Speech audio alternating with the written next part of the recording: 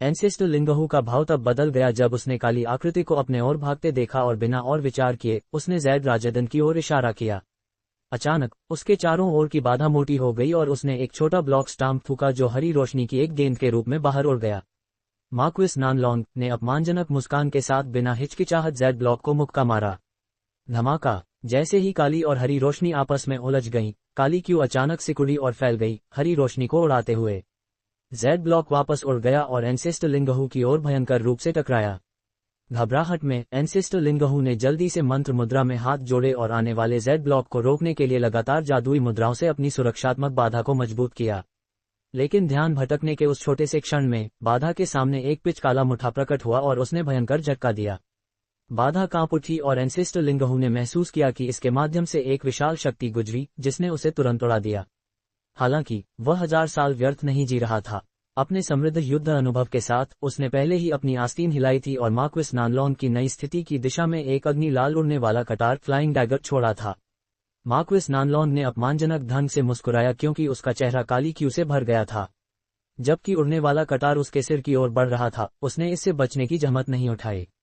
इसके बजाय उसने एक सांस ली और काले लाल राक्षसी लॉ डेमन फ्लेम की एक धारा थूकी। उड़ने वाले कटार ने काले लाल लपटों को काटने का प्रयास किया लेकिन वह तुरंत उलझ गया। लाल रोशनी की कई चमक के साथ कटार रोया और फिर लपटों द्वारा साफ साफ निगल गया और आत्मा रहित लोहे के एक टुकड़े के रूप में जमीन पर गिर गया। जब एंसेस्टर लिंगहू ने ये देखा तो वह सदमे की लहर से गुजरा।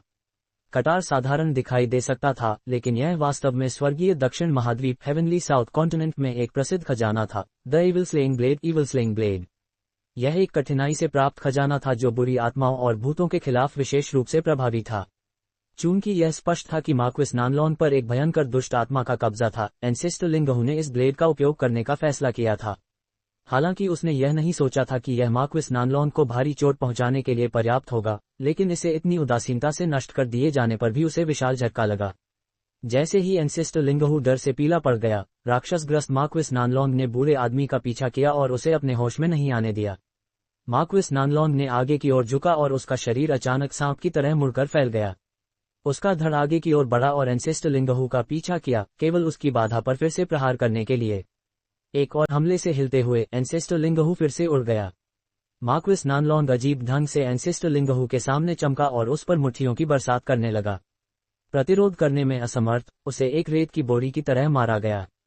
उसके हाथ में जैद राजदन स्पष्ट रूप से एक शीर्ष ग्रेड रक्षात्मक प्राचीन खजाना था। हालांकि गहरे हरे रंग की बाधा लगातार कांप रही थी, लेकिन यह इन हमलों की अपार शक्ति के नीचे दृढ़ बनी रही। यहां तक कि मार्क्विस नानलोंग ने भी आश्चर्य की एक सांस ली, लेकिन उसने एक पल के लिए भी प्रहार करना नहीं छोड़ा। डर ने एंसेस्टर लिंगहू के मन को पूरी तरह से घेर लिया। उस क्षण उसने पाया कि वह उसी स्थिति में है जैसे लू वेइंग था। हर मुट्ठी उस आध्यात्मिक शक्ति के अधिकांश हिस्से को तितर बितर कर देती थी जिसे वह अपने शरीर में संघनित करने में कामयाब हुआ था, जिससे उसे किसी भी और क्षमता और खजाने को सक्रिय करने से रोका गया। दर्जन भर मुट्ठियों के बाद जैद राजदन की बाधा अंततः झटकों के नीचे टेढ़ी होने लगी, जिससे एंसेस्टर लिंगहू का दिल डर से धंस गया। मार्क्विस नानलोंग के चेहरे पर एक दुष्ट मुस्कान आई जब उसने ये देखा। उसका शरीर धुंधला गया और उसने एक हाथ से बाधा पर प्रहार करना जारी रखा जबकि उसने अपने दूसरे हाथ को एक ब्लेड की तरह पकड़ा, मानो उसमें शक्ति केंद्रित कर रहा हो, घातक झटके की तैयारी में। एंसेस्टर लिंगहू का चेहरा मौत की तरह पीला पड़ गया। बाधा अंततः टूट रही थी। उसने दांत पीसे और अपने दिल के पास रखी एक वस्तु को पकड़ लिया, अपने जीवन के लिए सब कुछ दांव पर लगाने की तैयारी में। लेकिन उसी क्षण इंद्रधनुषी प्रकाश की एक मोटी किरण अचानक प्रकट हुई और उसने मार्क्विस नानलोंग को अंदर लपेट लिया। मार्क्विस नानलोंग ने मूल रूप से इसकी परवाह नहीं की, लेकिन जब यह उसके शरीर को छूती है तो उसने अचानक महसूस किया कि उसका शरीर भारी हो गया है और उसकी गतिविधियां बहुत धीमी हो गई हैं। मार्क्विस नानलोंग ने आश्चर्य में चिल्लाया और प्रकाश किरण की दिशा में देखा। सफेद वस्त्रधारी महिला हवा में एक प्राचीन दर्पण ऊंचा पकड़े हुई थी, प्रकाश किरण का स्रोत। मार्क्विस नानलोंग के चेहरे पर एक कठोर भाव आया जब उसने ये देखा। सफेद वस्त्रधारी महिला के हस्तक्षेप के साथ एंसेस्टर लिंगहू को निराशा के गड्ढे से बाहर लाया गया और उसने तुरंत इस जीवन के अवसर को पकड़ लिया। उसने अपनी जादुई शक्ति एकत्र की और प्रकाश की एक किरण में भाग गया। एक पल में वह सफेद वस्त्रधारी महिला के पास फिर से प्रकट हुआ। एंसेस्टर लिंगहू इस समय के लिए अपना आभार व्यक्त करने का जोखिम नहीं उठा सका। इसके बजाय उसने अपने हाथ ताली बजाकर ऊपर उठाए और अपने हाथ से 10 से अधिक जलते हुए ताबीज टैलिस्मन्स छोड़े, जो सभी इंद्रधनुषी प्रकाश में फंसे मार्क्विस नानलोंग की ओर चले गए। ताबीज मार्क्विस नानलॉन के ऊपर पहुंचे और एंसेस्टर लिंगहू की आज्ञा पर लगातार फटे। गड़गड़ाहट लगातार सुनाई दी क्योंकि लाल लपटों ने उसे ढांप लिया। मार्क्विस नानलॉन ने अपने चारों ओर घूमती लाल लपटों से अपनी रक्षा के लिए काली क्यू की एक सांस थूकी। एंसेस्टर लिंगहू स्पष्ट रूप से यह नहीं मानता था कि यह उसे मारने के लिए पर्याप्त है। उसने शीघ्रता से एक मंत्र मुद्रा बनाई और एक भव्य सफेद त्रिशूल ट्राइडेंट निकाला। ये सिकुड़ा और फिर एक हमले में बाहर निकल गया। सफेद वस्त्रधारी महिला ने भी इस दौरान कार्रवाई की। एक हाथ से दर्पण को पकड़े और मार्क्विस नानलॉन को नियंत्रित रखते हुए उसने दूसरे हाथ से 2 उड़ने वाली तलवारें बुलाईं। वे एक काली और एक सफेद लकीर के रूप में उसकी ओर चली गईं। जब युद्ध जारी रहा कोई शब्द नहीं कहे गए, लेकिन तब नीचे पास में इंद्रधनुषी प्रकाश चमका। जायन ने त्वरा सिकोड़ी और सोल डाइवर्जेंस के मोनार्क ऑफ सोल डाइवर्जेंस से पूछा, क्या वह चीज जिसने मार्क्विस नानलॉन पर कब्जा कर लिया है उन एल्डर डेविल्स में से एक है जिनका आपने उल्लेख किया था? एक छोटी सी दुर्भाग्य की खुशी के साथ उसने जवाब दिया, एल्डर डेविल के अलावा और क्या इतना भयंकर हो सकता है? लेकिन 2 नेसेंट सोल खेतीकारों को भागने के लिए मजबूर करने के लिए ऐसा लगता है कि यह एल्डर डेविल क्षेत्र में काफी उच्च श्रेणी का है। अगर तुम मुझसे अकेले लड़ो तो तुम्हारी जीत की संभावना बहुत कम है, भले ही वह अपने मूल शरीर का उपयोग नहीं कर रहा हो। जायन ने कड़वा हंसा और बड़बड़ाया, ये काफी दिलचस्प है कि आपने मुझे तुरंत भागने के लिए नहीं कहा। और ऐसा नहीं है कि मुझे उस चीज के साथ अकेले लड़ने में कोई दिलचस्पी है, लेकिन फिर भी दुनिया वास्तव में एक अराजक जगह है कि मार्क्विस नानलॉन इस तरह गिर गया।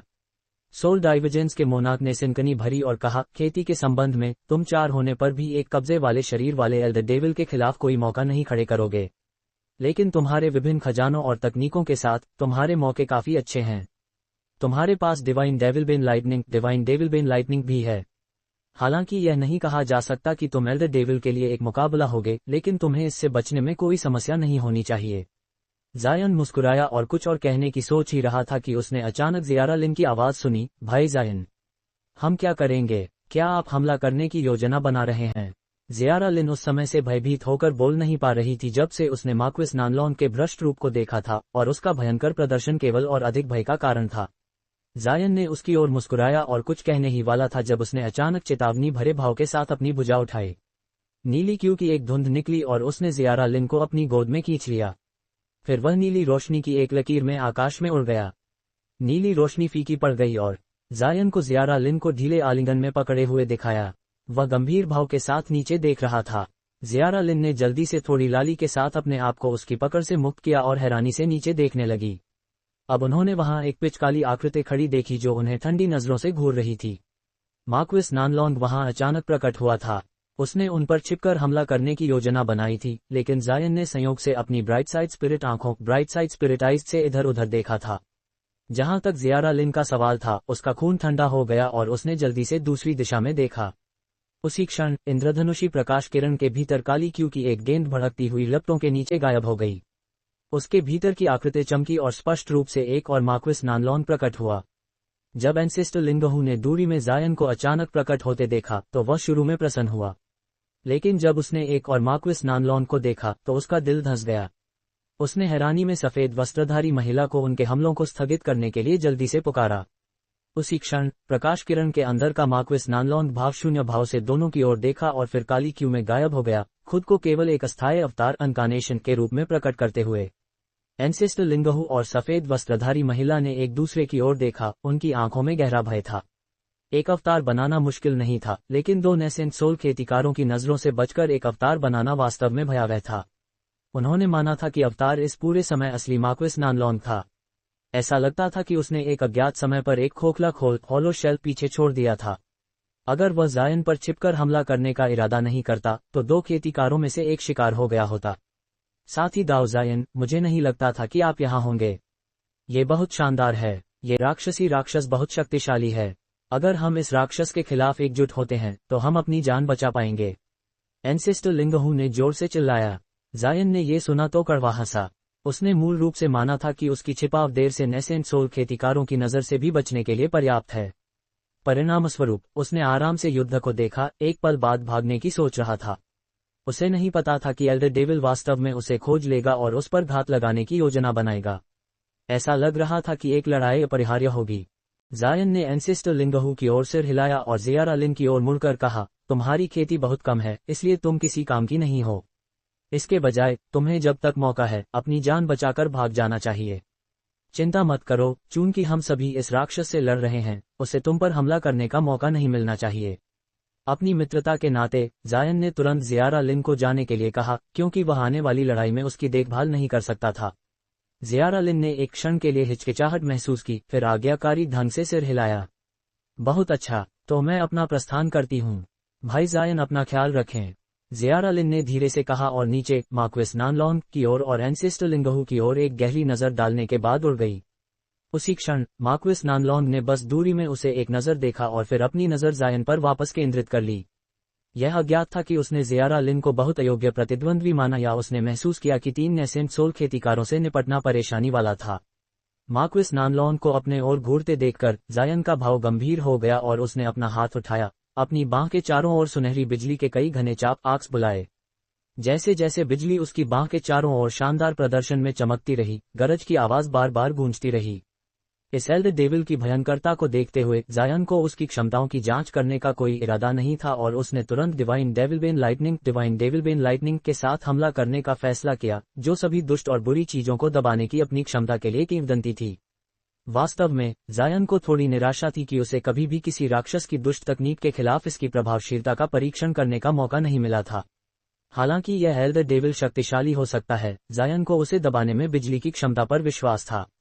जब मार्क्विस नानलोंग ने जायन की बांह से उछलती हुई सुनहरी बिजली को देखा तो उसकी आंखें सिकुड़ गईं। जायन को घूरते हुए वह अंततः बर्फीले स्वर में बोला, मैं तुम्हें इस शरीर के पिछले मालिक की अवशिष्ट यादों से पहचानता हूँ। हालांकि मुझे विशिष्ट विवरण नहीं पता, लेकिन इस शरीर के पिछले मालिक का तुम्हारे बारे में विशेष रूप से भयंकर धारणा था। अब मैं देखता हूँ कि वह धारणा सही थी। न केवल तुमने मेरे घात से बचाव किया, बल्कि तुम उस डिवाइन डेविलबेन लाइटनिंग को नियंत्रित करने में भी सक्षम हो जिसने हमें अतीत में बहुत परेशान किया था। ऐसा लगता है कि मुझे तुमसे निपटने के लिए काफी प्रयास करना होगा।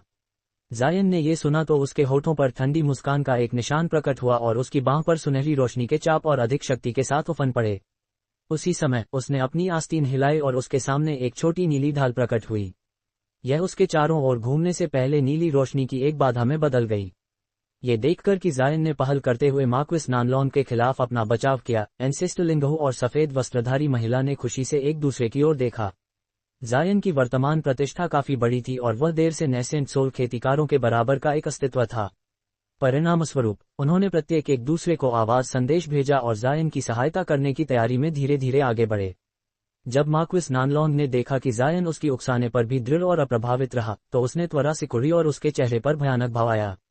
उसने चुपचाप पैर पटका और उसका पूरा शरीर कांप गया, केवल एक अनंत छवि आफ्टर इमेज पीछे छोड़ते हुए।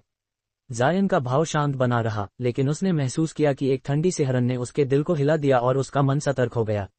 उसने अपनी आध्यात्मिक इंद्रियों को अपने चारों ओर घुमाया, लेकिन अपेक्षा के अनुसार एल्डर डेविल का कोई निशान नहीं पा सका। उसकी छिपाने की तकनीक अकेले ही साधारण खेतीकारों को मारने के लिए पर्याप्त थी। इस विचार के साथ जायन ने अपनी आंखें सिकुड़ी और उसकी आंखों से नीली रोशनी चमकी और उसने अभ्यास की सरलता के साथ ब्राइट साइड स्पिरिट आइज को सक्रिय किया। फिर उसने अचानक अपनी बांह उठाई और सुनहरी बिजली का एक बोल्ट छोड़ा। यह एक खाली क्षेत्र को लक्षित करता था और ठीक उससे पहले जब वह मारा तो वह गरजती हुई बिजली के एक जाल में बदल गया। परिणामस्वरूप एक विचित्र दृश्य हुआ। खाली क्षेत्र से काली रोशनी चमकी जिसमें मार्क्विस नानलोंग प्रकट हुआ। जब उसने देखा कि सुनहरी बिजली का जाल उस पर गिर रहा है तो वह चौंका, लेकिन जल्द ही उसका भाव उदास हो गया क्योंकि उसका शरीर धुंधला गया और जाल केवल एक अनंत छवि पर गिरा। मार्क्विस नानलोंग का शरीर बिना किसी निशान के गायब हो गया था। जायन ने ये देखकर अपने होठों को कस लिया। उसकी आंखों से नीली रोशनी चमकती रही। उसने अपनी ओर देखा और दूसरी बांह उठाई और इसे एक पूरी तरह से अलग दिशा में इशारा किया। गरज की आवाज गूंजते हुए सुनहरी बिजली का एक घना बोल्ट उसके हाथ से निकला, जो 20 मीटर दूर एक खाली जगह पर प्रहार करता था। जैसे ही सुनहरी बिजली हवा में से गुजरी, मार्क्विस नानलोंग की आकृति ठीक उसके रास्ते में फिर से बनी। वह केवल खाली भाव से देख सका जब वह उसकी गरजती हुई राह से टकराए। मार्क्विस नानलोंग एक बार फिर बहुत झकझोर गया। अगर जायन एक बार उसका स्थान पहचानने में कामयाब रहा तो ये केवल भाग्य की बात हो सकती थी, लेकिन ये दूसरी बार होना संयोग नहीं हो सकता था। जायन वास्तव में उसकी गतिविधियों को देखने में सक्षम था। इस बार जायन के हमले का समय उत्कृष्ट था। मार्क्विस नानलोंग इससे बच नहीं पाया। वह केवल अपना मुंह खोल सका और सुनहरी बिजली का सामना करने के लिए काले लाल डेविल फ्लेम की एक गेंद थूक सका। एक हल्की ताली की आवाज के साथ काले लाल लपटें और सुनहरी बिजली चमकी और आग और बर्फ की तरह धुएं में बिखर गईं। अब जायन की बारी थी चौंकने की। एल्डर डेविल के पास वास्तव में डिवाइन डेविल बेन लाइटनिंग को रोकने की एक विधि थी, एक भयंकर काले लाल डेविल फ्लेम। लेकिन जायन की सावधानीपूर्वक निगरानी में उसने देखा कि डेविल फ्लेम की गेंद के जलने के क्षण मार्क्विस नानलॉन का चेहरा पीला पड़ गया था। हालांकि वह एक पल में ठीक हो सका, लेकिन ये स्पष्ट था कि इस काले लाल डेविल फ्लेम की संभवतः उसकी जीवन शक्ति, वाइटैलिटी या आत्मा सार सोल एसेंस से कोई संबंध था। जायन सोच सका कि इसका सबसे अच्छा फायदा कैसे उठाया जाए। इससे पहले मार्क्विस नानलॉन ने अचानक अपना शरीर नीचा किया और अजीब ढंग से लंबा होकर आगे की ओर झपटा, मानो उसके शरीर में हड्डियां न हों। वह जायन के सामने पहुंच गया और अपमानजनक ढंग से मुस्कुराया, अपनी राक्षसी क्यू से भरी मुट्ठियों से जायन को भीषण रूप से पीटने की तैयारी करते हुए। जायन ने इसे बिना भाव बदले देखा और शांति से आधा कदम पीछे हटा। उसकी पीठ से बिजली की गड़गड़ाहट होते हुए चांदी सफेद पंखों की एक जोड़ी प्रकट हुई। फिर गरज की एक और आवाज के साथ वह चांदी की एक चमक में गायब हो गया। जब मार्क्विस नानलॉन ने ये देखा तो वह ठहर गया और फिर ठंडा मुस्कुराया। लाइटनिंग मूवमेंट, मैं देखता हूं कि तुम काफी कुछ जानते हो, लेकिन ये दुर्भाग्यपूर्ण है। हे। वह उपहास करता हुआ काली धुंध में बदल गया और फिर वह भी गायब हो गया। 2 हमले और एक साथ गायब होना सब एक मात्र पल में हुआ। जब एंसेस्टर लिंगहू और सफेद वस्त्रधारी महिला ने यह विनिमय देखा तो उन्होंने तुरंत अपने जादुई खजानों से जायन की सहायता करने की योजना बनाई थी, लेकिन वे युद्ध में खुद को शामिल करने का अच्छा मौका नहीं ढूंढ पाए। और मार्क्विस नानलॉन और जायन के अब दृष्टि से ओझल होने के साथ एंसेस्टर लिंगहू और सफेद वस्त्रधारी महिला निराशा से एक दूसरे को नहीं देख सके। फिर उन्होंने बढ़ी हुई सतर्कता के साथ अपने आसपास अपने सुरक्षात्मक खजाने छोड़े, मार्क्विस नानलॉन के साथ किसी भी संयोगवश मुलाकात से अपनी रक्षा करते हुए। आखिरकार दोनों के पास जायन की क्षमताएं नहीं थीं और वे मार्क्विस नानलॉन की छिपाव के माध्यम से नहीं देख सकते थे। उसी क्षण गरज गूंजी और जायन अपने मूल स्थान से 60 मीटर से अधिक की दूरी पर प्रकट हुआ। और तुरंत बाद जायन के पीछे काली क्यू प्रकट हुई। उसके बाद मार्क्विस नानलॉन का प्रकट होना हुआ। अपने चेहरे पर एक खूंखार भाव पहने उसने जायन पर अपनी मुट्ठियां भयंकरता से मारी। पीछे भी मुड़े बिना जायन ने तुरंत अपनी आध्यात्मिक इंद्रियों से महसूस किया कि क्या हुआ था, लेकिन हमला बहुत तेज हुई। वह समय पर दूर नहीं जा सका। वह केवल हमले को रोकने के लिए अपने चारों ओर की ब्लू लाइट ढाल में अपनी संपूर्ण आध्यात्मिक इंद्रियों को डालने में सक्षम था। जायन का अनियोजित निर्णय दूर जाने का मार्क्विस नानलॉन को काफी अवसर दिया। उसके मन में आश्चर्य की लहर के साथ जायन ने हैरानी महसूस की जब वह अनजाने में पकड़ा गया। उसने उम्मीद नहीं की थी कि मार्क्विस नानलॉन इतनी जल्दी कार्रवाई करेगा। धम जायन ने अब वही महसूस किया जो एंसेस्टर लिंगहू ने अभी अभी अनुभव किया था। जायन के शरीर के चारों ओर की नीली प्रकाश बाधा कांप गई और उसे पीछे धकेल दिया गया। उसने जो अधिकांश जादुई शक्ति संघनित की थी उसका अधिकांश हिस्सा मार्क्विस नानलॉन की 2 मुट्ठियों से तितर बितर हो गया, जिससे वह लाइटनिंग मूवमेंट का आगे उपयोग करने से रोका गया। मार्क्विस नानलॉन ने जोर जोर से हंसते हुए दहाड़ा और वह एक भयंकर तूफान के रूप में बदल गया क्योंकि उसने जायन का पीछा किया, अपनी मुट्ठियों से जमाते झटके लगाने की तैयारी करते हुए। जबकि जायन हवा के माध्यम से उड़ रहा था, अपने शरीर को नियंत्रित करने में असमर्थ, उसका चेहरा अप्रत्याशित रूप से भावशून्य था। एंसेस्टर लिंगहू ने जो कुछ झेला था उसे देखकर वह खुद को तैयार कर चुका था। हालांकि वह अपनी जादुई शक्ति को संघनित करने में सक्षम नहीं था, लेकिन उसके पास एल्डर डेविल से जूझने के अन्य तरीके थे। हालांकि उसका शरीर सुन्न और शक्तिहीन हो गया था, वह जल्द ही अपनी भुजाओं को फिर से महसूस करने में सक्षम हो गया और उसने मार्क्विस नानलॉन की ओर अपनी कमर से एक आत्मा जानवर थैला स्पिरिट बीस्ट पाउच छोड़ा। मार्क्विस नानलॉन को पता भी नहीं चला कि क्या हुआ। उसने थैले से भनभनाहट की एक अचानक लहर सुनी। हजारों गोल्ड डिवोरिंग बीटल्स एक बादल बनाने के लिए बाहर निकले और जैसे ही वह आगे बढ़ा उन सभी ने उसे घेर लिया। हालांकि वह इन गोल्ड डिवोरिंग बीटल्स को नहीं पहचानता था, लेकिन वह प्राचीन विदेशी कीड़ों की एक आभा महसूस करने में सक्षम था जिसने उसके दिल में भय पैदा किया। वह लापरवाह होने की हिम्मत नहीं कर सका और उसने उनकी ओर हवा में अपना हाथ फेरा, भूत के पंजे गोस्ट क्लॉट को बुलाया जो धूसर सफेद लपटों से ढका था और गोल्ड डिवोरिंग बीटल्स को झाड़ फेंकने के लिए चमक रहा था। एक पल में अधिकांश गोल्ड डिवोरिंग बीटल्स को भूत के पंजे ने पकड़ लिया और जल्द ही धूसर सफेद लपटें 1 मीटर ऊंची जल उठीं। जो अन्य बीटल पंजे द्वारा नहीं पकड़े गए थे वे अब लपटों में फंस गए। मार्क्विस नानलॉन ने इस दृश्य पर उपहास किया और फिर से जायन की ओर बढ़ने लगा।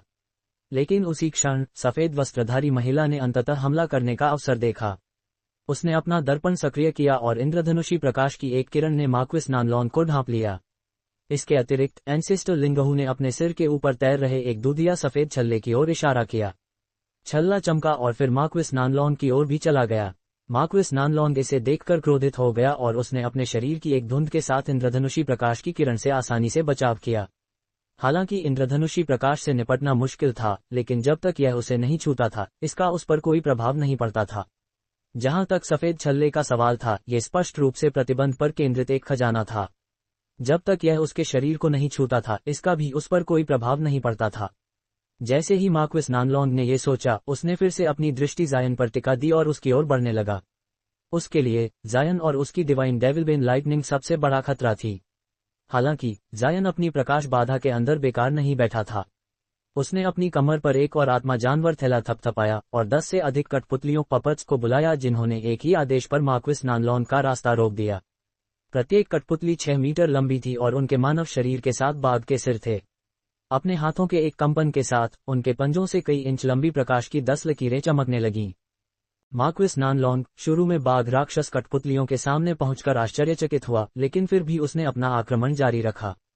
दर्जन भर कठपुतलियां सफेद रोशनी में चमकी और उन सभी ने एक साथ कार्रवाई की।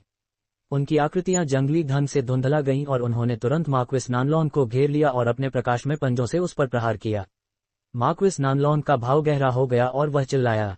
कठपुतलियों की उपेक्षा करते हुए उसने अपनी मुट्ठी से 2 कठपुतलियों के पंजों का तेजी से सामना किया। 2 बंद धमाकों की आवाज सुनाई दी। जब पंजे उसकी काली क्यू से ढकी मुट्ठियों से टकराए तो वे पूरी तरह से टूट गए। हालांकि इन कठपुतलियों को मृत्यु का कोई डर नहीं था, इसके अलावा उनमें बिखरने के लिए कोई जादुई शक्ति भी नहीं थी। ठंडी रोशनी की एक चमक में दोनों कठपुतलियों ने अपने पंजे फिर से बहाल कर लिए और हमला फिर से शुरू कर दिया। मार्क्विस नानलोंग ने इसे देखकर दुष्टतापूर्वक हंसा और उसकी भुजाएं धुंधला गईं और गायब हो गईं। उसके बाद उसका शरीर भी गायब हो गया। फिर प्रकाश के विभिन्न पंजे हवा में प्रहार करते हुए चले गए, जिसके बाद केवल 2 बंद धमाकों की आवाज सुनाई दी। मार्क्विस नानलोंग घेरे के बाहर प्रकट हुआ। प्रत्येक भुजा एक बाघ राक्षस कठपुतली की छाती के बीच से गुजर रही थी। चून की कठपुतलियों में कोई दिल नहीं था, इन गंभीर चोटों के बाद वे केवल जमीन पर गिर सकती थीं। मार्क्विस नानलोंग की विनाशकारी रूप से शक्तिशाली मुट्ठियों ने बिना किसी प्रतिरोध के जायन की सूक्ष्म रूप से परिष्कृत बाघ राक्षस कठपुतलियों को नष्ट कर दिया।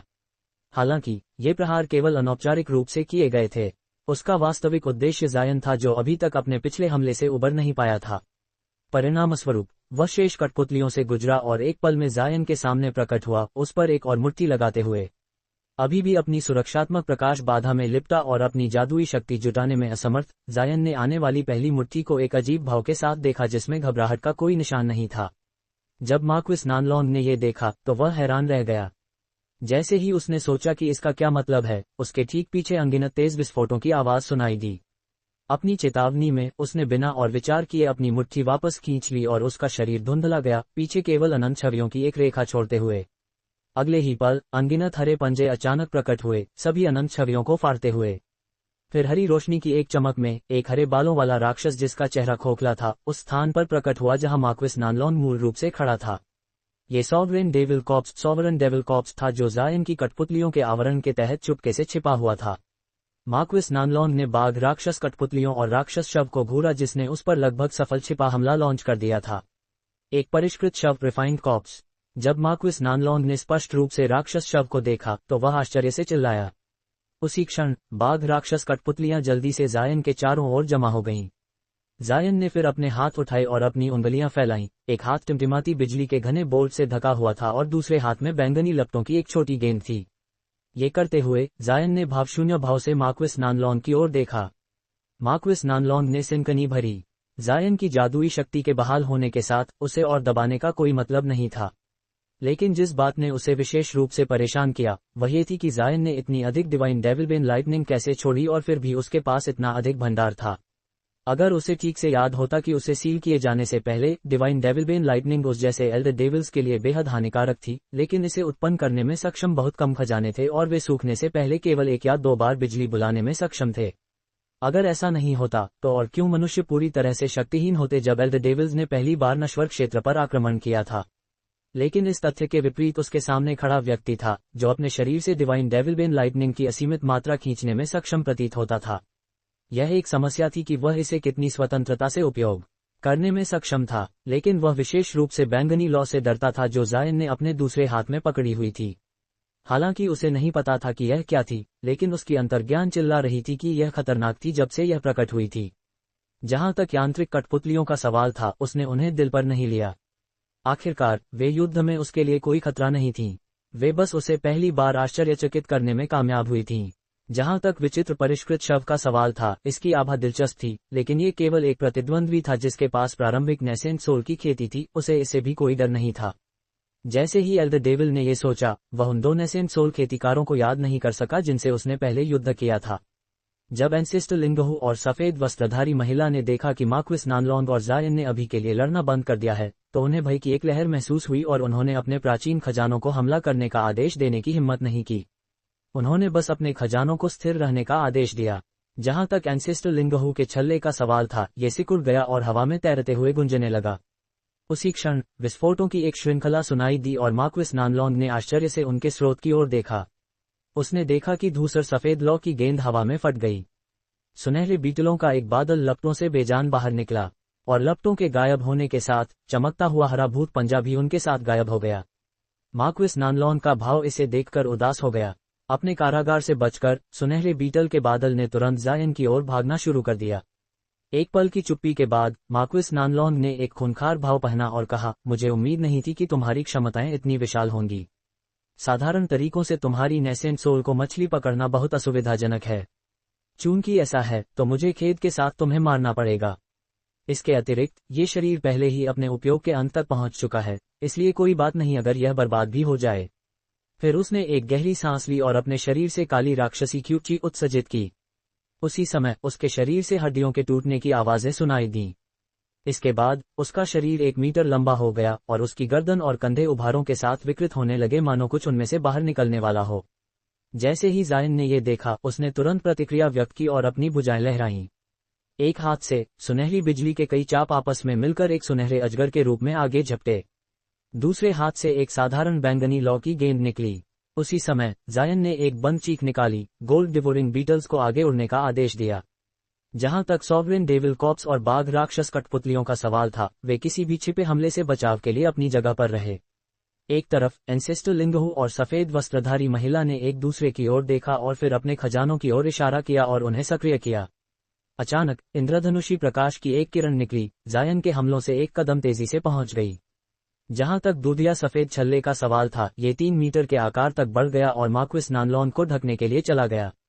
एल्डर डेविल की अजीब तकनीकों से पीड़ित होने के कारण वे उसे एक और सफलतापूर्वक निष्पादित करने की अनुमति नहीं दे सकते थे, अन्यथा उन्हें और भी अधिक खतरे का सामना करना पड़ता।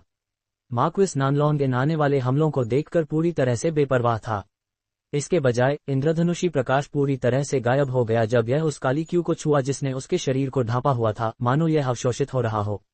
उसी क्षण सुनहरी बिजली का अजगर, बैंगनी अग्निगोला और विशाल सफेद छल्ला ने एक साथ मार्क्विस नानलोंग पर प्रहार किया। गोल्ड डिवोरिंग बीटल्स थोड़ा पीछे थे, लेकिन वे भी हमला करने के रास्ते पर थे। अन्य हमलों के लिए मार्क्विस नानलोंग उन्हें प्राप्त करने को तैयार नहीं था और उसके शरीर के चारों ओर की काली क्यू कांप गई और फिर तुरंत बहुत तेज गति से बाहर निकली, उसे अपने साथ ले जाते हुए। 10 मीटर चौड़ी काली क्यू की यह गेंद हवा के माध्यम से टिमटिमाते हुए उसकी रक्षा करती थी। उसकी गति और बचाव के तरीके वास्तव में असाधारण थे, जिससे कोई भी हमला अभी के लिए उसे नहीं छू सका। जब सफेद वस्त्रधारी महिला ने अपने हमले को निरस्त होते देखा, तो उसने अपने दर्पण को बार बार इंद्रधनुषी प्रकाश की किरणें छोड़ने का आदेश दिया, लेकिन फिर भी वे उसे नहीं मार सकीं। ये पीछा पहले ही एक छोटे समय के लिए जारी रहा और जायन की निराशा के लिए अपनी आध्यात्मिक इंद्रियों का उपयोग करके उन्हें नियंत्रित करने के बावजूद उसके दोनों हमले नहीं लग सके। फिर जायन ने अचानक अपने मन में सोल डाइवर्जेंस के मोनाक को सुना, युवक, अगर तुम्हारे पास अपनी आस्तीन में कोई और हत्या की विधि नहीं है, तो मैं तुम्हें भागने का आग्रह करता हूँ। एल्डर डेविल्स नश्वर क्षेत्र के खेतीकारों से बहुत भिन्न होते हैं। वे सभी क्रूर और विनाशकारी होते हैं, प्रत्येक युद्ध में कुशल होते हैं। हालांकि वे हमारे क्षेत्र में आते जाते हैं, उनमें से कोई भी एक उच्च श्रेणी के एल्डर डेविल जितना भयंकर नहीं है। अगर वे गंभीर हों, तो तुम निश्चित रूप से उनके लिए कोई मुकाबला नहीं हो। चूंकि मैंने अभी तक अपना अंतिम महान नेसेंट सोल कठपुतली को परिष्कृत नहीं किया है, मैं तुम्हारे साथ मरना नहीं चाहता। जायन ने ये सुना तो उसने जवाब नहीं दिया। इसके बजाय उसके चेहरे पर एक कठोर भाव आया और उसने अचानक अपनी आस्तीनें लहराईं। एक पल में एक स्पष्ट रिंग की आवाज सुनाई दी और कई दर्जन छोटी सुनहरी तलवारें बाहर उड़ीं, प्रत्येक 1 फुट लंबी सुनहरी रोशनी की लकीर का रूप धारण करती थीं। फिर वे जायन की आज्ञा के तहत हवा में सरपिल करते हुए उड़ने लगीं। जायन ने भावशून्य भाव से अपनी तलवारों को जादुई मुद्राओं के कई झपके से मारा और उन सभी को कई बार कांपने पर मजबूर किया, इससे पहले कि एक अंधेरी चमक के प्रदर्शन में स्वयं की 100 से अधिक समान प्रतियां बना लीं। जायन ने अपने हाथों में एक मंत्र मुद्रा बनाई और चिल्लाया, जाओ। तलवार की रोशनियां एक साथ बजीं और कांपी, फिर दृष्टि से गायब हो गईं। एक पल में जायन ने अपने सामने ओरिएट तलवार गठन और एक स्वॉर्ड फॉर्मेशन बिछा दिया। सोल डाइवर्जेंस के मोनार्क ने अलार्म में चिल्लाया और फिर आराम से कहा, एक तलवार गठन। तुम्हारे पास अभी भी ऐसी तकनीकें थीं जिनका तुमने अभी तक उपयोग नहीं किया था। तो चलो मान लेते हैं कि मैंने अभी कुछ नहीं कहा था। हालांकि मैं ये देखना चाहता हूं कि तुम इस तलवार गठन को इतने उच्च आत्मविश्वास में क्यों मानते हैं। वरिष्ठ जल्द ही जान जाएंगे कि यह तलवार गठन क्या है। ये कहना मुश्किल है कि यह तलवार गठन एल्डर डेविल को गिरा पाएगा या नहीं अगर यह उसका असली शरीर होता, लेकिन चूंकि उसने एक मानव खेतीकार के शरीर पर कब्जा कर लिया है, मुझे उसे कम से कम उसके कंटेनर से मुक्त करने में सक्षम होना चाहिए, बशर्ते कि मैं उसे न मार दूं। सोल डाइवर्जेंस के मोनार्क ने कड़वा हंसा और कहा, युवक, बड़बड़ाना मत और अपना अत्यधिक अनुमान मत लगाओ। क्या तुमने एल्डर डेविल के कब्जे वाले शरीर की जंगली शक्ति और उसकी दुष्ट राक्षस कलाओं का अनुभव नहीं किया है?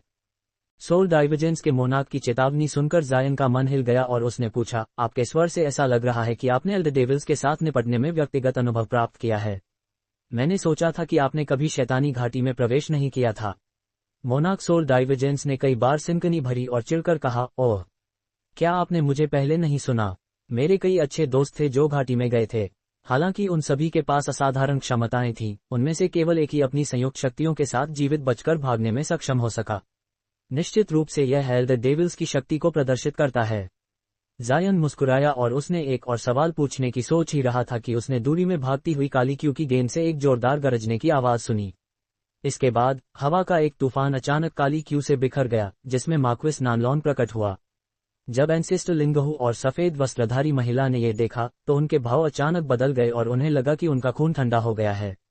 क्या वह मानव है? उन्होंने मार्क्विस नानलॉन को 2 सिरों के साथ बाहर आते देखा, एक सिर गर्दन के सामने और दूसरा छोटा सिर पीछे, दोनों ही एक दुर्भावनापूर्ण रूप रखते थे। उन्होंने उसके कंधों से 4 राक्षसी भुजाएं देखीं, जो सभी इतनी लंबी थीं कि वे उसके घुटनों के नीचे तक पहुंचती थीं। सामने वाले सिर पर बैंगनी शार्प स्केल्स थे और उसके माथे से कई इंच लंबा एक सफेद सींग निकला हुआ था। हालांकि उसकी नाक, आंखें और अन्य चेहरे की विशेषताएं पहले जैसी ही थीं। उसकी पीठ का छोटा सिर पूरी तरह से एक राक्षस भूत की तरह दिखता था। हालांकि इस सिर पर भी सींग और शल्क थे, इसका रूप भयावह था और जब इसने अपने जेट काले होंठ खोले तो 1 फुट लंबी काले लाल नुकीली जीभ बाहर निकली। फिर यह वापस खींच गई मानो ये किसी सांप की जीभ हो। लेकिन और भी डरावनी बात यह थी कि सिर की आंखें संकीर्ण दरारें बन गई थीं जो चांदी की रोशनी से चमक रही थीं। जब भी उसकी आंखें हिलतीं तो यह एक अमानवीय बेचैनी की भावना देती थीं। न केवल उसका सिर बल्कि उसके शरीर का बाकी हिस्सा भी बैंगनी शल्कों से घने रूप से ढका हुआ था। उसकी 4 लंबी भुजाओं में भी हर उंगली की नोक से लंबे, हड्डी जैसे नाखून बाहर निकले हुए थे। जब उसने उन्हें एक साथ लाया तो वे सभी चांदी की रोशनी में चमकी और अविश्वसनीय रूप से तेज दिखाई दीं। हालांकि एंसेस्टर लिंगहू और सफेद वस्त्रधारी महिला ने इस नए भयानक रूप को देखकर अपने दिल को कांपते हुए महसूस किया, लेकिन नेसेंट सोल खेतीकारों के रूप में उनके समृद्ध अनुभव के कारण उन्होंने खुद को डर में डूबने की अनुमति नहीं दी। इसके बजाय जब उन्होंने देखा कि एल्डर डेविल उसी जगह स्थिर खड़ा है, तो दोनों ने अपने खजानों की ओर इशारा किया और उन्हें हमला करने का आदेश दिया। इंद्रधनुषी प्रकाश की एक किरण चमकी और उसने एल्डर डेविल को अंदर लपेट लिया। खुश होकर एंसेस्टर लिंगहू ने इस मौके का फायदा उठाया और अपने विशाल सफेद छल्ले को भी उसे ढकने का आदेश दिया। जब एल्डर डेविल ने यह देखा तो उसके सामने वाले सिर का भाव मृत की तरह खाली रहा, लेकिन उसके पीछे वाले सिर ने उपहास किया। विशाल छल्ला चमका और सीधे एल्डर डेविल के सिर पर गिर गया। राक्षस की चारों भुजाएं फिर बैंगनी रोशनी से चमकी और इंद्रधनुषी प्रकाश से ऊपर उठी। विशाल छल्ले को उसे फंसाने से पहले मजबूती से पकड़ लिया, इसे 1 इंच भी आगे बढ़ने से रोक दिया। एंसेस्टर लिंगहू झकझोर गया और उसने जल्दी से एक जादुई तकनीक का उपयोग किया। छल्ला चमकदार रोशनी से चमका और आजाद होने का प्रयास किया, लेकिन चारों भुजाएं धातु की तरह मजबूत थीं और इसे दृढ़ता से पकड़े हुए थीं। एल्डर डेविल के पीछे के सिर ने उपहास किया और उसने अपना मुंह खोला, विशाल छल्ले पर पिच काले तरल की एक गेंद थूकी। जब छल्ला काले तरल से भीग गया तो यह अचानक चीखा और इसकी आध्यात्मिक रोशनी तितर बितर हो गई और राक्षसी काली रोशनी के साथ टिमटिमाने लगी। मेरा यांग फ्यूज्ड रिंग। एंसेस्टर लिंगहू ने चौंक कर चिल्लाकर कहा। उस क्षण जब छल्ले ने अपनी रोशनी खो दी, उसने महसूस किया कि खजाने के साथ उसका मानसिक संबंध टूट गया है और उसका चेहरा पीला पड़ गया। एल्डर डेविल के पास प्राचीन खजानों को भ्रष्ट और नष्ट करने की एक विधि थी। उसी क्षण एल्डर डेविल की 3 भुजाओं ने छल्ले को छोड़ दिया और उसने अपनी शेष भुजा से छल्ले को लहराया, घूमते हुए अनगिनत अनंत छवियां बनाते हुए। छोटे सिर ने फिर एक संतुष्ट भाव दिखाया और अपने सामने वाले सिर का उपयोग करके बोला, बुरा नहीं, बुरा नहीं। मुझे चिंता थी कि मेरे पास हाथ में कोई खजाना नहीं है। यह अभी के लिए काम करेगा। उसी समय उसकी 2 अन्य भुजाएं उसके शरीर से गुजरी और काले झंडों की एक जोड़ी निकाली। उसने एक छोटी काली तलवार भी थूकी जो हवा में तैरने लगी। जहां तक उसकी चौथी भुजा का सवाल था, ये खाली मुट्ठी बनाए हुए थी। हे, हालांकि मेरे पास केवल कुछ राक्षसीकृत खेतीकार खजाने हैं, वे अभी के लिए काम करेंगे। एल्डर डेविल ने अपमानजनक मुस्कान के साथ कहा। चूंकि जायन अपना तलवार गठन बिछाने में व्यस्त था, सुनहरी बिजली और अग्निगोला धीमा पड़ गया और पीछे रह गया। जहां तक गोल्ड डिवोरिंग बीटल्स का सवाल था, उन्होंने एल्डर डेविल का करीब से पीछा किया था, लेकिन परिवर्तन पूरा होने के बाद उन्होंने भयभीत होकर अपना पीछा बंद कर दिया और जगह पर सर्पिल करने लगे। जायन हैरानी से भ्रमित रह गया। ये पहली बार था जब उसने गोल्ड डिवोरिंग बीटल्स के साथ अपने मानसिक संबंध से भय महसूस किया था। इसके अलावा ये 2 सिर वाला 4 भुजाओं वाला राक्षस परिवर्तन उसे सेक्रेड प्रोवेनेंस प्लेट की छवि और साथ ही मास्टर कांकुन की बलि की मेज पर 3 सिर 6 भुजाओं वाली मूर्ति की याद दिला रहा था। जायन नहीं समझ पा रहा था कि इन तीनों चीजों में क्या संबंध था। जहां तक एल्डर डेविल के हाथों में झंडों का सवाल था, वे विंड कमांडिंग फ्लैग्स थे जो लू वेइंग के थे। जहां तक उस परिचित छोटी तलवार का सवाल था, जायन ने इसे पहचाना, ये प्राचीन खेतीकार के अवशेषों से मिले खजानों में से एक था। उसने वास्तव में इसे भ्रष्ट कर दिया था और इसका उपयोग भी कर लिया था। लेकिन इसके बावजूद अब इसके बारे में सोचने का समय नहीं था। उसे एल्डर डेविल को उकसाने और उसे ओरिएट तलवार गठन और एक स्वॉर्ड फॉर्मेशन में खींचने की आवश्यकता थी। इस विचार के साथ जायन ने गोल्ड डिवोरिंग बीटल्स को आगे बढ़ने का आदेश दिया और डिवाइन डेविलबिन लाइटनिंग और बैंगनी अग्नि गोले की गति को तेज कर दिया। ये देखकर दोनों सिरों ने एक साथ हंसी और एल्डर डेविल की गर्दन कांप गई क्योंकि यह अचानक टेढ़ी हो गई और सिरों की स्थिति बदल गई। छोटे सिर ने फिर एक अजीब प्रदर्शन में अपनी काले लाल जीभ को अंत तक बाहर निकाला। एल्डर डेविल ने जायन के आने वाले हमलों को घूरा और बचाव का कोई इरादा नहीं दिखाया। उसने अपनी भुजाएं लहराईं और अपने 3 खजानों को हवा में ऊपर उठाया। उसी क्षण छोटी तलवार, जादुई झंडे और छल्ला काली रोशनी के साथ चमक उठे। एल्डर डेविल और जायन के बीच युद्ध अब फिर से शुरू हुआ। लेकिन अचानक दूरी से बिजली की गड़गड़ाहट जैसे राक्षसी गरजने की एक श्रृंखला फूट पड़ी, जिसमें इतना क्रोध और हिंसक इरादा था कि एंसेस्टलिंगहू और सफेद वस्त्रधारी महिला भी दूरी से अपने मन को कांपता हुआ महसूस कर रहे थे। जायन इस आश्चर्यजनक गरज को सुनकर हैरान रह गया और 2 सिर वाला एल्डर डेविल भी। फिर एल्डर डेविल ने अपने सभी खजाने वापस ले लिए और तुरंत काली रोशनी की एक लकीर में उड़ गया, उड़ान भरते हुए अपनी ओर से एक चीख छोड़ते हुए जैसे वह बिजली की बोल्ट की तरह दूरी में चला गया। वह दिशा जिसमें वह उड़ा था, वहीं से गरज उठी थी। अपने आश्चर्य में जायन ने हिचकिचाहट महसूस की और अपनी उंगली बढ़ाया, सुनहरी बिजली, बीटल्स और बैंगनी लौं को अभी के लिए रुकने का आदेश दिया। फिर उसने दूर में एल्डर डेविल को विभिन्न बदलते भावों के साथ देखा। अगर उसे ठीक से याद होता तो ये गरज उस आश्चर्यजनक क्यू की लहर के साथ जल्द ही पहले जिस दिशा में उत्पन्न हुई थी, वह शैतानी घाटी के नक्शे पर चिन्हित एक स्थान की दिशा में थी। क्या वहां कुछ विशाल घटित हुआ था?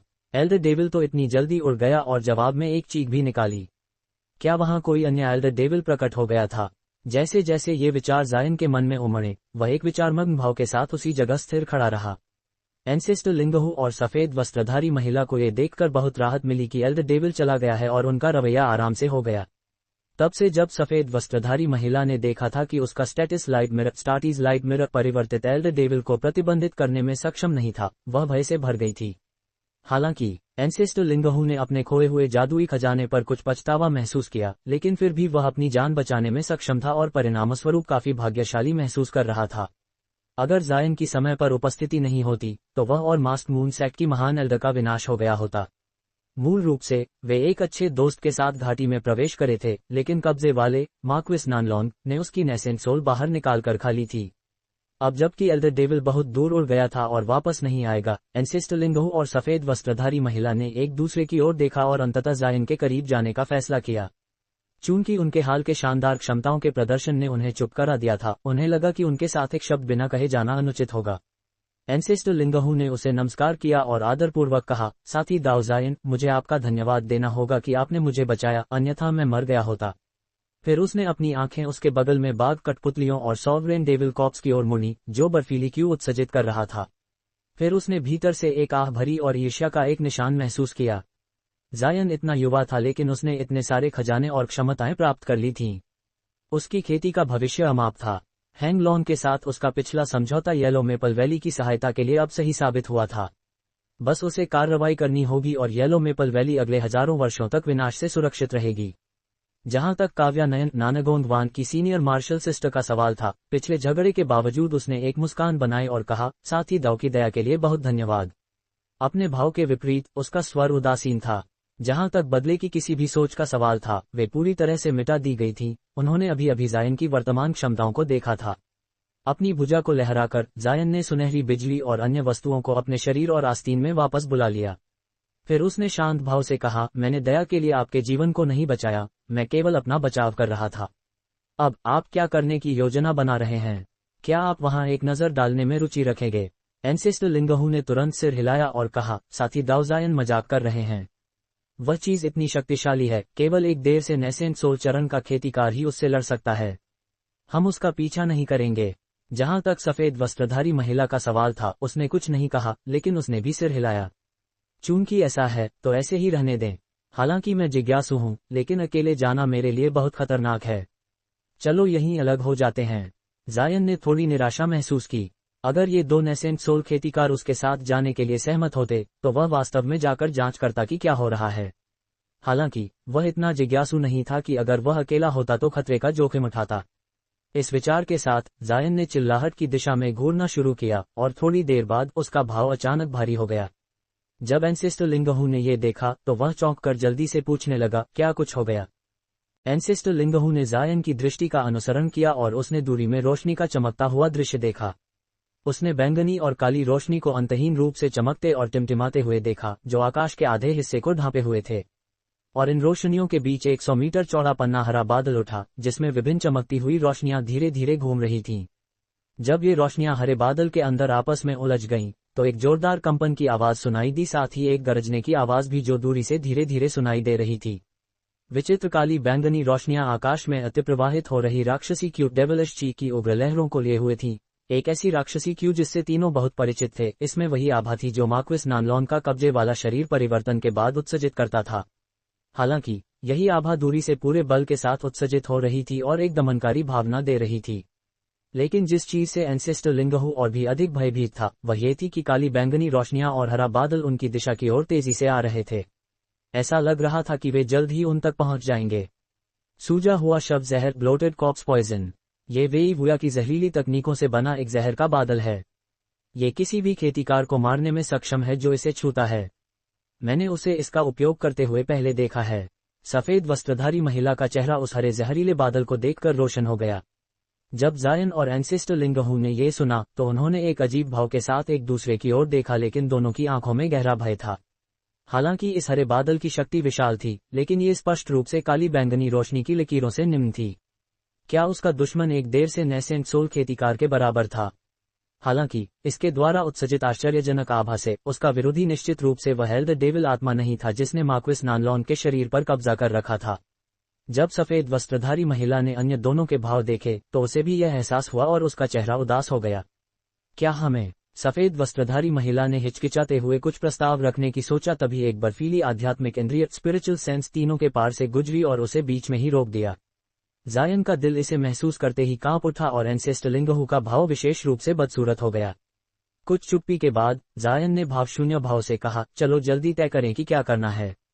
अगर हमने बहुत देर कर दी तो हम अपना मौका खो देंगे। अब जबकि एल्डर डेविल जिससे हम लड़ रहे थे वहां भाग गया है, साथी दाव वेई जल्द ही खुद को अभिभूत पाएगा, भले ही उसकी खेती कितनी भी गहरी क्यों न हो। क्या तुम दोनों उसकी सहायता करने की योजना बना रहे हो, या अभी भागोगे और वेई वुया की हार के बाद उन राक्षसों द्वारा शिकार किए जाने का इंतजार करोगे? दूसरों से बात करने से पहले उसने अपनी आध्यात्मिक इंद्रियों को काली बैंगनी चमक से पार कराया था। हालांकि आश्चर्यजनक आध्यात्मिक क्यू के उतार चढ़ाव ने उसे और कुछ भी देखने से रोका, जिससे वह उदास रहा। ये स्पष्ट था कि युद्ध उसके वर्तमान खेती के स्तर से परे था। एंसेस्टर लिंगहू और सफेद वस्त्रधारी महिला निराशा के साथ एक दूसरे की ओर देखने के लिए मजबूर हो गए। अगर संभव होता तो दोनों अपनी जान बचाकर भागना पसंद करते, बजाय एल्डर डेविल के साथ एक और लड़ाई में सब कुछ दांव पर लगाए। लेकिन जायन के कहे अनुसार अगर वेई वुया की हार हो गई तो उनके घाटी से बाहर निकलने की संभावना शून्य थी, क्योंकि वे बहुत गहराई में थे। इसके अतिरिक्त अगर वेई वुया जीवित रहा तो वह जान जाएगा कि वे उसकी सहायता करने के बजाय निष्क्रिय रहे। और 9 राष्ट्र संघ 9 नेशंस यूनियन के साथ ही खेतीकार होने के नाते इससे कोई कम परेशानी नहीं होगी, विशेष रूप से चूंकि वे अपने अपने संप्रदायों के महान एल्डर थे। यह मास्क मून सेक्ट और येलो मेपल वैली के लिए आपदा साबित हो सकता था। दोनों हिचकिचाए क्योंकि वे इस स्थिति में फंसने पर आक्रोश में थे, लेकिन अपने संप्रदायों के लिए उन्हें इस निराशाजनक लड़ाई में अपने जीवन दांव पर लगाना पड़ा। जायन ने मन ही मन कड़वा हंसा दिया और हाथ पीठ के पीछे के आकाश में काली बैंगनी चमक को चुपचाप देखता रहा। एंसेस्टर लिंगहू का त्वरा सिकुड़ा और उसने मन ही मन उदासी से एक आह भरी। फिर उसने कहा, हम में से साथी दाव जायन के पास सबसे शक्तिशाली क्षमताएं हैं। आप क्या करने की योजना बना रहे हैं? मैं खैर हे। जायन ने तुरंत जवाब नहीं दिया और बस मुस्कुराया। जब एंसेस्टर लिंगहू ने ये देखा तो वह कड़वा हंसा और भीतर ही भीतर जायन को उसकी चालाकी के लिए गालियां दी। जब तक जायन ने जाने का प्रस्ताव रखा, तीनों तुरंत चले जा सकते थे।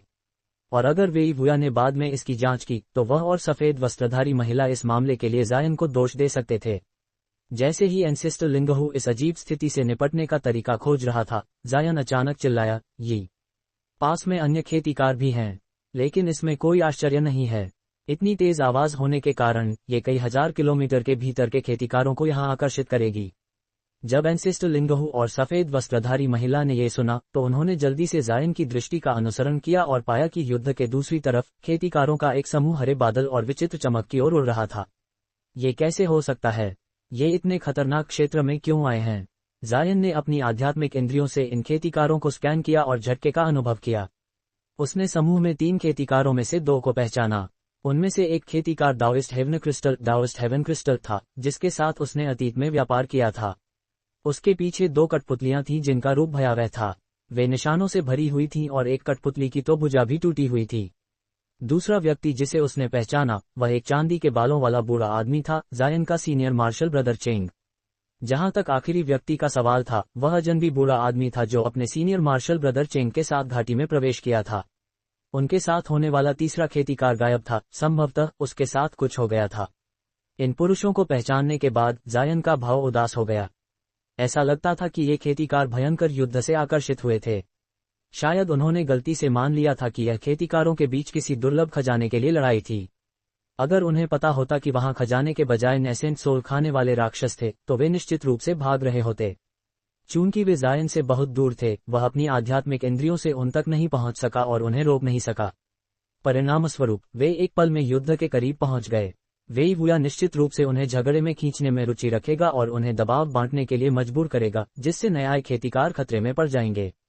जायन दूसरों की परवाह नहीं करता था, लेकिन उसके सीनियर मार्शल ब्रदर चेंग ने ड्रिफ्टिंग क्लाउड सेक्ट में उसके साथ दयालुता दिखाई थी और वह उसे मरते हुए देखकर खड़ा नहीं रह सकता था। ऐसा लग रहा था कि उसे भी खुद को शामिल करना होगा। बेचारा, जायन की मूल योजनाएं धरी रह गईं। वह ये देखकर फैसला करने वाला था कि युद्ध कैसे मुड़ रहा है इससे पहले कि वह खुद को शामिल करे या फिसल जाए। अगर वेई वुया केवल थोड़ा नुकसान में था तो वह स्वाभाविक रूप से एल्डर डेविल्स के साथ उलझने को तैयार होगा। आखिरकार, एक साथी मनुष्य होने के नाते वह ये नहीं चाहता था कि एल्डर डेविल्स शैतानी घाटी को एक हत्यारे मैदान में बदल दें और खेतीकारों की आत्माओं को निगल जाएं। लेकिन अगर वेई वुया पूरी तरह से अभिभूत हो गया तो वह निश्चित रूप से खुद को शामिल नहीं करेगा और जल्दी से फिसल जाएगा, अपनी जान बचाते हुए। परिणामस्वरूप घाटी के भीतर सभी खेतीकारों पर आपदा आ जाएगी।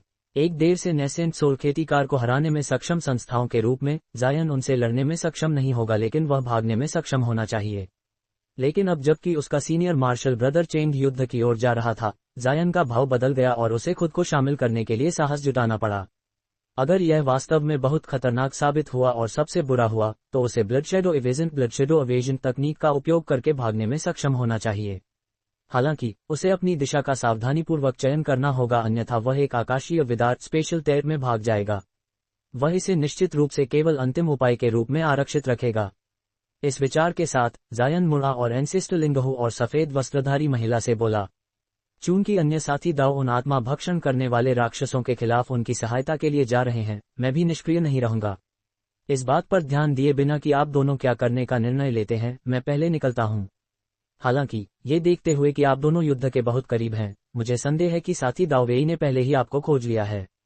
अगर आप युद्ध में शामिल नहीं हुए तो उसके साथ आपके भविष्य के संबंध अजीब हो सकते हैं। धमकाने और चेतावनी देने वाले स्वर में बोलने के बाद जायन नीली रोशनी की एक लकीर बनाते हुए युद्ध की ओर चला गया। इसके बाद शेष 2 नेसेंट सोल खेतीकार चुपचाप उसी जगह खड़े रह गए।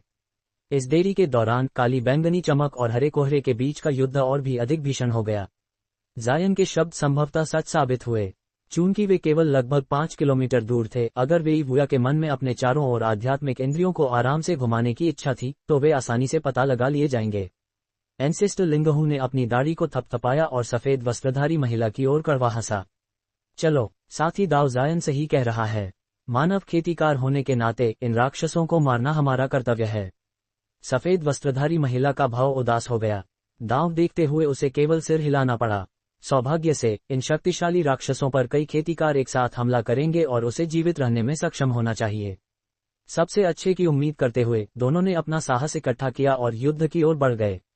उन्हें यह नहीं पता था कि कंट्रोलिंग स्पिरिट सेक्ट के महान एल्डर डोंगमेंतु और उसके संप्रदाय के 3 शिष्य उनसे 50 किलोमीटर पीछे थे। एलिमेंटल स्पिरिट नेसेंस के माध्यम से बनाए गए 5 नेसेंट सोल खेतीकारों में से केवल 3 ही बचे थे। अन्य 2 क्रमशः एक आकाशीय विदार और एक प्रतिबंध के कारण मर गए थे। हालांकि डोंगमेंतु ने अपने चेहरे पर थोड़ा भी दुख नहीं दिखाया। इसके बजाय वह उत्साह के साथ क्षितिज की ओर देख रहा था। आध्यात्मिक क्यू के उतार चढ़ाव भयंकर थे और 50 किलोमीटर की दूरी से भी स्पष्ट रूप से महसूस किए जा सकते थे। ये संभवतः खजाने के लिए खेतीकारों के बीच एक युद्ध था और वह देखने की योजना बना रहा था कि क्या वह इस अराजकता का फायदा उठा सकता है। उससे भी आगे भूत आत्मा संप्रदाय के एल्डर जोंग और भूत आत्मा संप्रदाय के शिष्यों का समूह था। एल्डर जोंग एक विशेष रूप से उदास भाव पहने हुए था। हालांकि उसके पास शैतानी घाटी के माध्यम से एक नियोजित मार्ग था। उसके 2 शिष्य रास्ते में चलती हुई आकाशीय विदारों के कारण मर गए थे। इससे भी बदतर यह था कि उनकी कठिन यात्रा का मुख्य उद्देश्य आत्मा किंडल फल स्पिरिट किंडल फ्रूट्स किसी और द्वारा चुरा लिए जाने के कारण वह लगभग क्रोध से बेहोश होने वाला था। आत्मा किंडल फल उसके लिए देर से नेसेंट सोल चरण में प्रवेश करने के लिए महत्वपूर्ण था।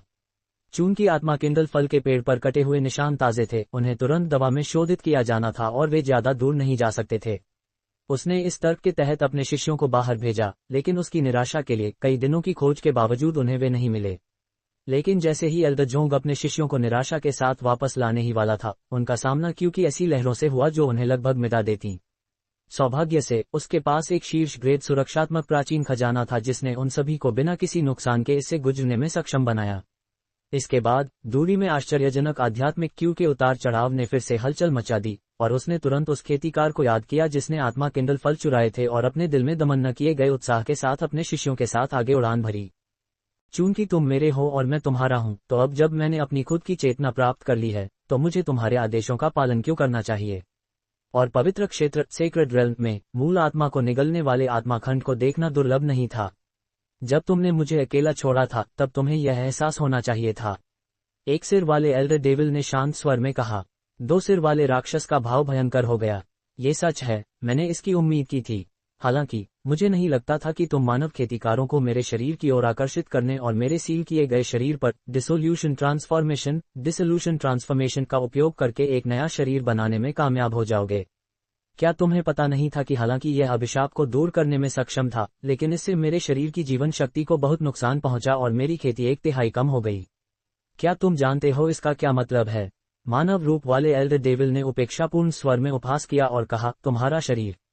तुम किस बारे में बात कर रहे हो? मूल रूप से मैं तुम्हारी आत्मा का एक हिस्सा था, इसलिए मैं इसका उपयोग जैसे चाहे क्यों न करूं। शरीर की खेती के 1/3 के नुकसान के बारे में जब तक मैं तुम्हें निगल लूंगा, मैं नश्वर दुनिया में रहने में सक्षम हो जाऊंगा और उन अज्ञान कायरों से बच जाऊंगा, स्वतंत्र और बेबंद हो जाऊंगा। जब समय उचित होगा, मैं पवित्र क्षेत्र के लिए एक प्राचीन मार्ग खोल दूंगा। और इस महान उपलब्धि के परिणामस्वरूप मैं पवित्र पूर्वजों सेक्रेड एंसेस्टर्स का सदस्य भी बन सकता हूं। तब खोई हुई थोड़ी सी खेती क्या मायने रखेगी?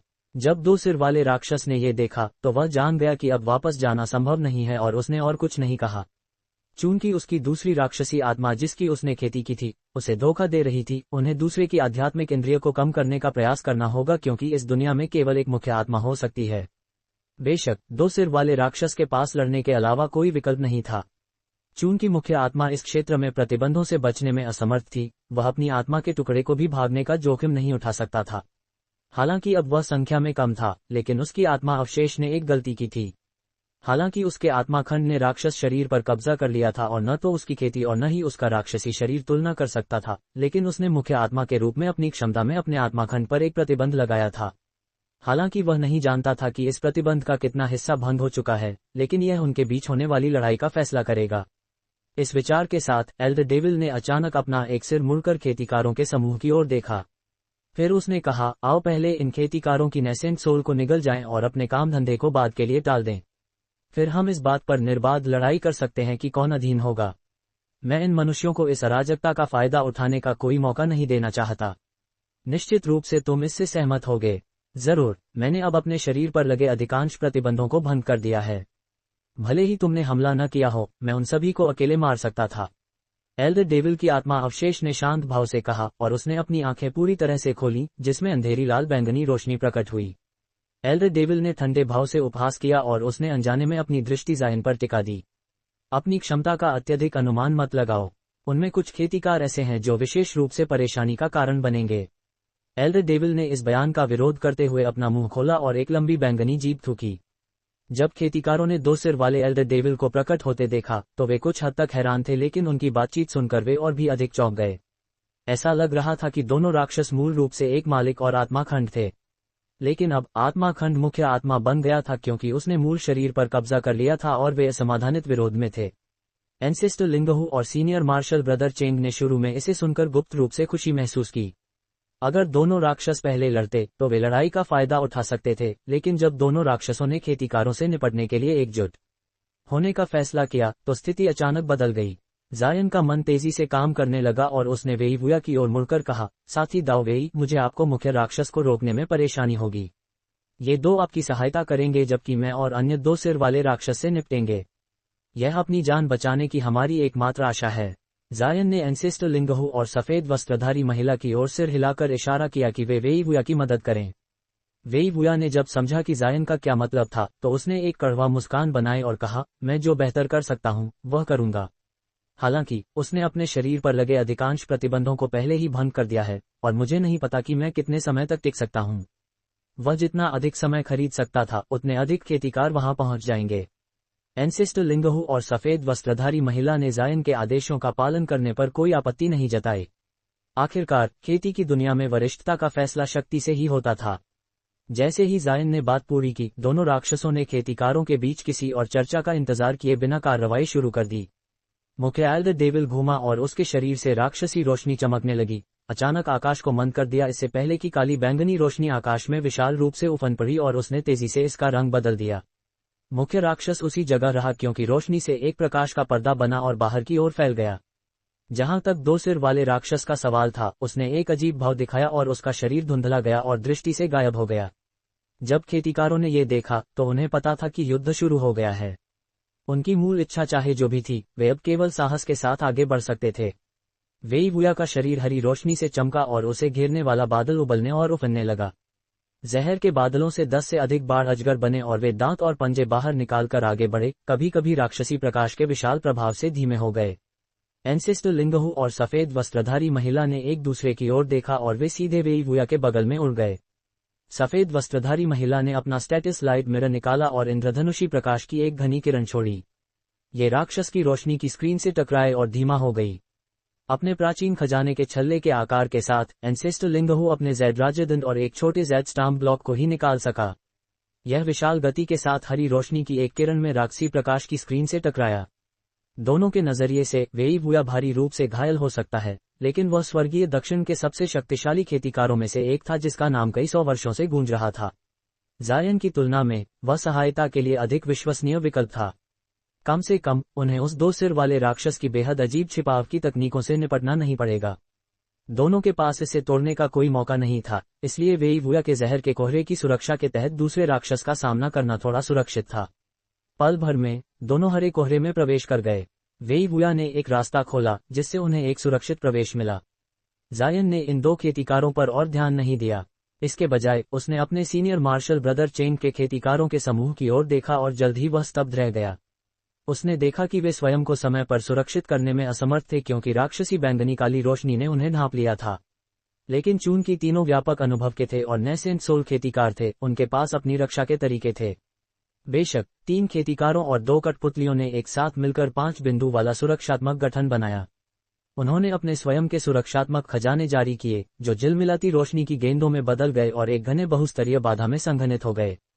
2 दुष्ट कठपुतलियों ने अपना मुंह खोला और उनमें से 5 को छिपाने के लिए एक धूसर यिंची बाहर निकाला। उसी समय जायन ने अपने सीनियर मार्शल ब्रदर चेंग से एक आवाज संदेश सुना, जूनियर मार्शल ब्रदर जायन, ये राक्षस भयंकर प्रतीत हो रहा है। क्या साथ मिलकर रहना अधिक सुरक्षित नहीं होगा? जायन ने ये सुनकर कड़वा मुस्कान दी। ऐसा लग रहा था कि इन तीनों के पास अपनी रक्षा के अपने तरीके थे। उसे अपने सीनियर मार्शल ब्रदर चेंग की रक्षा के लिए अधिक चिंता नहीं करना पड़ेगा। हालांकि यह विधि सुरक्षित प्रतीत होती थी, इसके लिए आवश्यक था कि इसे करने वाले खेतीकारों का दल एक दूसरे के लिए उपयुक्त हो, क्योंकि वे एक दूसरे को नियंत्रित कर रहे थे। अगर कोई दूसरों के साथ हाथ मिलाने का आदी नहीं था तो अकेले चलना बेहतर था। इस विचार के साथ राक्षसी प्रकाश का पर्दा जायन तक पहुंच गया। जायन का त्वरा सिकुड़ा और नीली रोशनी चमकी, जिसने उसे नीली रोशनी की एक परत से ढांप दिया। इसके बाद उसने अपने हाथ उठाए और प्रकाश की स्क्रीन की ओर उंगलियां इशारा की। 10 से अधिक 3 मीटर लंबी नीली तलवार क्यू की लकीरें दाएं बाएं बुनते हुए निकली, जिसने काली बैंगनी प्रकाश की स्क्रीन को आसानी से टुकड़ों में तोड़ दिया। जब जायन ने ये देखा तो उसने तुरंत इधर उधर देखा और एक असहाय स्वर में आह भरी। हालांकि उसके सिर के ऊपर की राक्षसी प्रकाश की स्क्रीन पहले ही टूट चुकी थी, लेकिन वह अपने आसपास कहीं भी काली बैंगनी रोशनी से घिरा हुआ था। उसी क्षण एल्डर डेविल की राक्षसी प्रकाश की स्क्रीन 5 किलोमीटर त्रिज्या में फैल गई थी, जो आश्चर्यजनक गति का प्रदर्शन कर रही थी।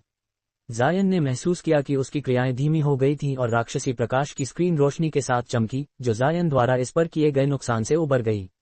ब्लू लाइट शील्ड को जारी करने के अलावा जायन ने खुद को एक अतिरिक्त प्रकाश बाधा दी और उसने कुछ नहीं किया, क्योंकि वह काली बैंगनी चमक में डूब गया।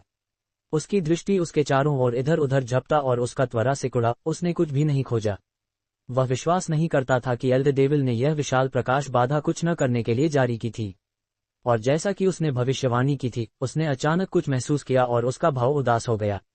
हालांकि उसके शरीर में कुछ भी अजीब नहीं था। उसने पाया कि बैंगनी काली प्रकाश स्क्रीन उसकी प्रकाश बाधाओं के माध्यम से उसकी जादुई शक्ति को निकाल रही थी। हालांकि मात्रा बहुत कम थी, लेकिन पर्याप्त समय दिए जाने पर यह उसकी शक्ति को घिस देगी। अपनी चेतावनी में जायन ने अपनी मुट्ठियां भींची और मामले पर विचार किया। फिर अचानक अपने हाथ से बिजली के घने बोल्ट छोड़े। बिजली चमकी और उसकी 2 प्रकाश बाधाओं में प्रवेश किया और फट पड़ी। जबरदस्त विद्युत उछाल की आवाजें सुनाई दी और उसे घेरने वाली नीली और नीली प्रकाश की बाधाओं को अनगिनत सूक्ष्म सुनहरी बिजली की चापों से ढांप दिया। राक्षसी प्रकाश फिर डर के मारे पीछे हट गया। जायन ने राहत की सांस ली और उसके विचार घूमने लगे। सॉवरेन डेविल कॉप्स और उसकी कठपुतलियां आगे बढ़ीं, क्योंकि वह बीच में सुरक्षित था। विशाल कछुए की कठपुतलियों ने बर्फीली क्यू को संघनित करना शुरू कर दिया और अपनी पीठ से विशाल पारदर्शी बर्फ के कांटे पैदा किए।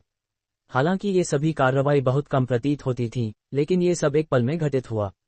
जायन की आंखों से नीली रोशनी चमकी, अपनी ब्राइट साइड स्पिरिट आइज का पूरा लाभ उठाते हुए, और अपने आसपास देखने के बाद उसका दिल जोर से धड़का। क्या हो रहा है? जायन 2 सिर वाले राक्षस का कोई निशान नहीं खोज पाया, जिससे उसका दिल धंस गया। उसने गहरी सांस ली और अपने दिल में चिंता को जबरदस्ती दबाया। फिर अपने शरीर से नीली रोशनी को विकट रूप से चमकाते हुए उसने अपनी संपूर्ण आध्यात्मिक शक्ति को अपनी ब्राइट साइड स्पिरिट आइज में डाल दिया। अचानक उसकी आंखों से एक ठंडी नीली रोशनी चमकी। जायन ने अपने आसपास नजर दौड़ाए और अंततः उसे कुछ मिला। भाव बदलते ही दर्जन भर विशाल कछुओं ने अचानक आध्यात्मिक प्रकाश के साथ चमकना शुरू कर दिया और हजारों बर्फ के कांटों आइस स्पाइक्स की एक झड़ी छोड़ी, जिसने एक छोटे क्षेत्र को ढक लिया। काली क्यूची अचानक उस स्थान से प्रकट हुई जहां बर्फ के कांटों की झड़ी जा रही थी, जिसमें हैरान 2 सिर वाला राक्षस प्रकट हुआ, जिसकी 3 भुजाओं में एक जादुई झंडा, छल्ला और एक छोटी तलवार थी।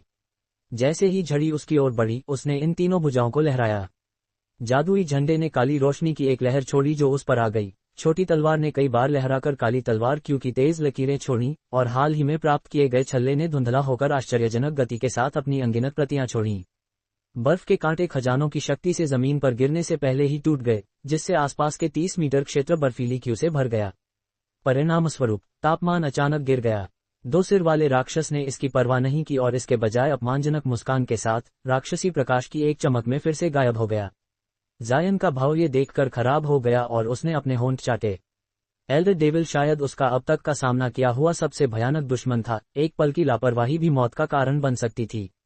हालांकि वह वर्तमान में अपनी ब्राइट साइड स्पिरिट आंखों का उनके उच्चतम स्तर पर उपयोग कर रहा था, राक्षसी प्रकाश के भीतर राक्षस का प्रकट होना बेहद धुंधला था।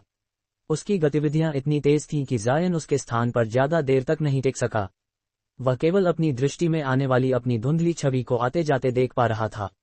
ये केवल तभी होता था जब एल्डर डेविल धीमा होता या रुकता था कि जायन उसे मुश्किल से देख पाता था। परिणामस्वरूप जायन तुरंत ही नुकसान में पा गया। ब्राइट साइड स्पिरिट आंखों का पूरा शक्ति पर उपयोग करने से उसकी आंखों पर भारी बोझ पड़ा और उसने पाया कि वह इस क्षमता का उपयोग करने में लगातार सक्षम नहीं था। ब्राइट साइड स्पिरिट आंखों के कमजोर होने के साथ जायन राक्षस का कोई निशान नहीं खोज पाया। जायन को अपने ऊपर उदासी की एक लहर महसूस हुई। अब उसका एकमात्र विकल्प या तो राक्षस की छिपाव को तोड़ना था या उसे इसे छोड़ने पर मजबूर करना था, यह मानते हुए कि राक्षसी प्रकाश के अंदर छिपे रहने में कोई फायदा नहीं था। अन्यथा जायन के पास उस पर हमला करने का कोई तरीका नहीं होता। इस विचार के साथ जायन का भाव बदला और उसने अपने भंडार पाउच पर थपथपाया। गोल्ड डिवोरिंग बीटल्स का एक विशाल बादल उसके चारों ओर इकट्ठा हो गया। एक साधारण सीटी के साथ जायन ने कीड़ों के बादल को चारों ओर बिखेरने का आदेश दिया। पल भर में बीटल्स ने जायन को केंद्र में रखते हुए 100 मीटर चौड़े परिधि को ढक लिया।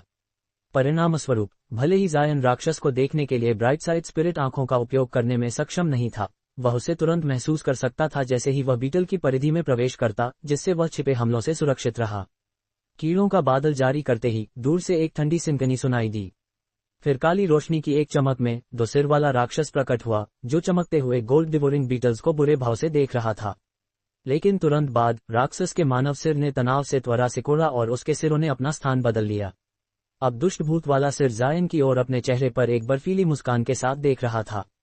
जायन का दिल कांप उठा और वह अचानक सतर्क हो गया। उसने देखा कि भूत वाले सिर ने अपना मुंह खोला और चुप्पे में काली लहरें थूकीं। जब काली लहरें पास आईं, तो वे गोल्ड डिवोरिंग बीटल से गुजरी और उन्हें हिला दिया इससे पहले कि वे जमीन पर गिर गईं। परिणामस्वरूप बीटल्स का अधिकांश हिस्सा जो राक्षस के जायन तक के रास्ते में खड़े थे, वे गिर गए, जिससे आगे जाने का रास्ता खाली हो गया।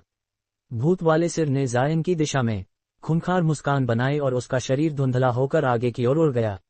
जायन का भाव उदास हो गया और उसने अपना हाथ उठाया, अपनी उंगली के झटके के साथ अखरोट के आकार की सुनहरी रोशनी की एक गेंद आगे की ओर छोड़ी।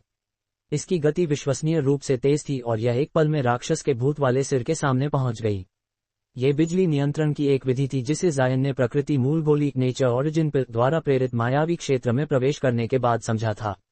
डिवाइन डेविलबेन लाइटनिंग को एक गेंद में संपीड़ित करके इसका उपयोग एक आश्चर्यजनक हमले के रूप में किया जा सकता था। शक्ति के एक छोटे हिस्से का त्याग करके गति में विशाल वृद्धि की गई।